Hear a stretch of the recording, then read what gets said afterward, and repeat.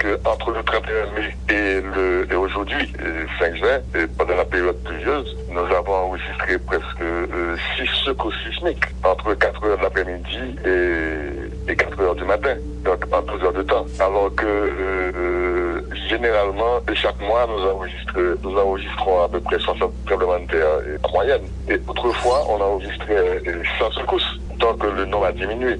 Donc on ne peut pas dire que pendant la saison pluvieuse, l'activité sismique a augmenté. Donc c'est pas prouvé. Bon, la péninsule du Sud, c'est une zone qui est très fracturée, qui est traversée par beaucoup de failles. Il y a la faille principale qui prend des écharpe toute la presqu'île du Sud.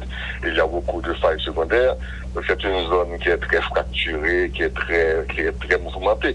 D'ailleurs, depuis le séisme du 14 août 2021 jusqu'à aujourd'hui, ça fait exactement 21 mois et 17 jours, nous avons enregistré dans la presqu'île du Sud, au niveau des 3 départements, une cadence NIP Sud de presque 2800 secousses.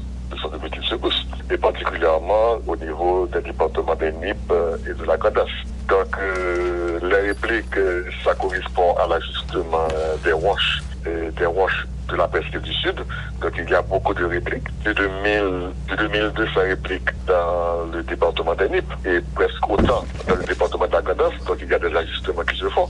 Donc on peut dire que la presqu'île du Sud est très fracturée, est très tectonisée. Donc c'est une zone à surveiller. Donc il y a des risques de séisme importants au niveau de la presqu'île du Sud. Pas qu'il y ait vraiment une relation entre conditions atmosphériques là et activités sismiques parce que les pluies s'observent au niveau de l'atmosphère. Donc, ce bagage climatique, ce bagage atmosphérique, alors que le tremblement de terre, ce bagage géophysique, ça va passer en bas terre, pas tellement de relation. Maintenant, lorsqu'il y a beaucoup d'inondations, donc aussi, j'en ai regardé ce qu'on y a, donc, sol la saturé, donc, regardez presque du sud là, donc, en pile zone qui est inondée, qui en pile infiltration, bon paquet de cavités, bon paquet de grottes, bon paquet de cavités souterraines, parce que du sud là, donc, même jet de l'eau a coulé en surface, donc, rivières souterraines, ont coulé même jet d'eau. Maintenant, les rivières souterraines sont en cours également, donc cela peut augmenter la pression de la zone, va infiltrer dans le sol, là, va lubrifier faillot, donc il y a des énergies qui l'ont faillot, qui est capable de libérer à cause justement de l'activité